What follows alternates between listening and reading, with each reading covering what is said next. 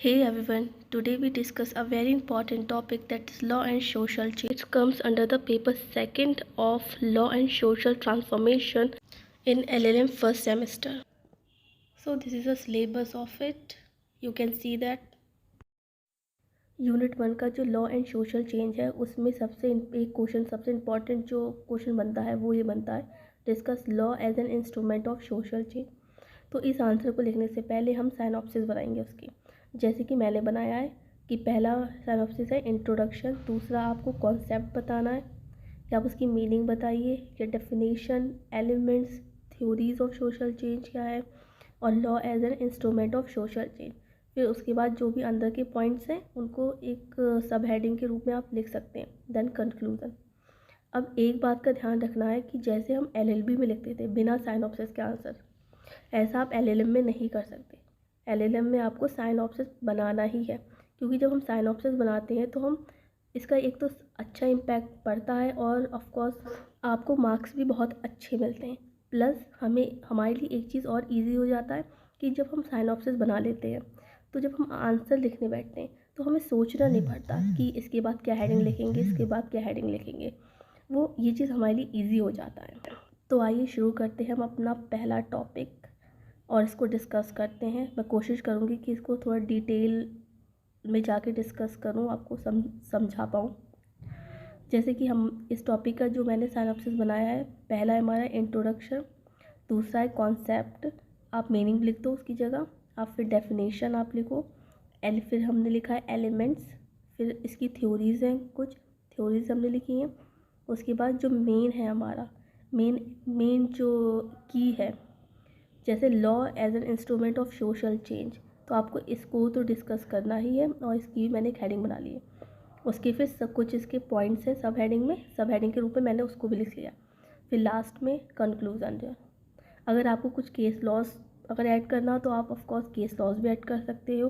अगर करंट से रिलेटेड कुछ चीज़ आपको ऐड करनी है तो आप करंट से रिलेटेड चीज़ भी इसमें ऐड कर सकते हो। तो शुरू करते हैं हम सबसे पहले अपने इंट्रोडक्शन से। तो इंट्रोडक्शन में जैसे मैंने लिखा है कि in general term law is a system of rules that are use to regulate a society and also maintain the control on it. तो सबसे पहले मैंने यहाँ पे लॉ के बारे में बताया कि लॉ क्या है और सोसाइटी में इसका क्या वर्क रहता है। Then because there are always a need or necessity to keep a balance between society and the people living in it so that they can coexist in their own ways or interdependently, which in turn will help in bringing the social change। तो पहले law के बारे में बता देंगे कि law क्या है और ये सोसाइटी में कैसे पीपल्स और सोसाइटल इंटरेस्ट को कैसे मेंटेन करता है, कैसे उसका बैलेंस बनाता है, हम सबसे वो डिस्कस कर देंगे।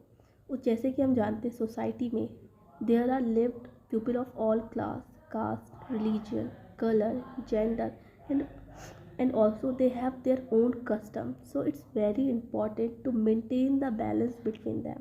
These things only maintained by law because law play a indispensable role in bringing the social change। जो इसकी वीडियो जो है वो ज़्यादा क्लियर नहीं है, पर जो मैं बोल रही हूँ काफ़ी स्लो बोल रही हूँ ताकि आप लोग अगर नोट्स बनाना चाहो तो आप नोट्स बना लो उसके। फिर हम लिखेंगे कॉन्सेप्ट या मीनिंग जो आप कह लो। तो कौन सा हम मीनिंग लिखेंगे तो हम सबसे पहले बताएंगे चेंज क्या होता है। तो change in existing pattern of social life is known as social change because society and social condition never remain static.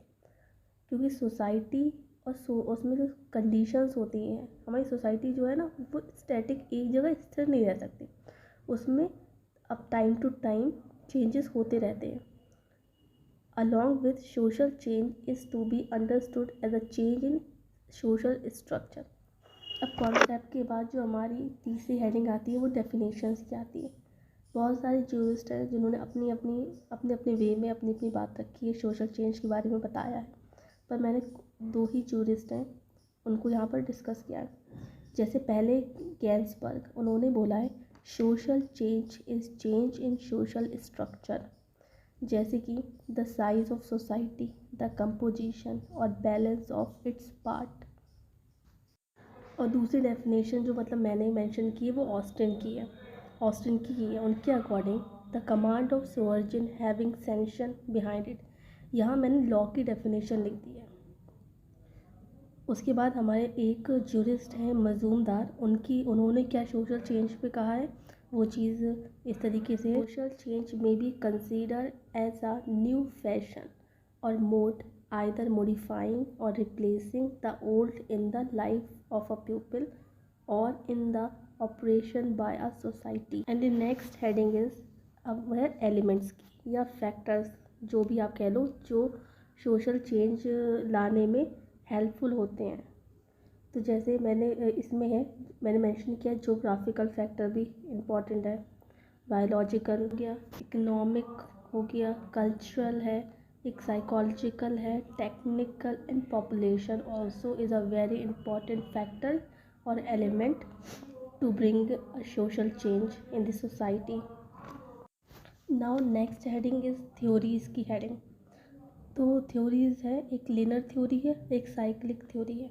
मैंने इसको ज़्यादा डिटेल में नहीं लिखा है क्योंकि वीडियो ऑलरेडी लंबी हो चुकी है और लंबी हो जाती, इसलिए बस मैंने छोटा छोटा मेंशन कर दिया। अब हमारी नेक्स्ट हेडिंग है law as an instrument of social change. तो अब इसके बारे में हम थोड़ा लिखेंगे, जैसे कि as we know India is a diverse nation और यहाँ पर हर different group of people and their living standards are different from each other. सब अपने अपने अकॉर्डिंग रहते हैं। There are lot of traditions, customs, culture in the Indian society. Law is a very influential instrument for the nation to bring in social change in the past as well as present. Past में भी law ने काफ़ी changes किए हैं और present में भी ये चेंजेस कर रहा है।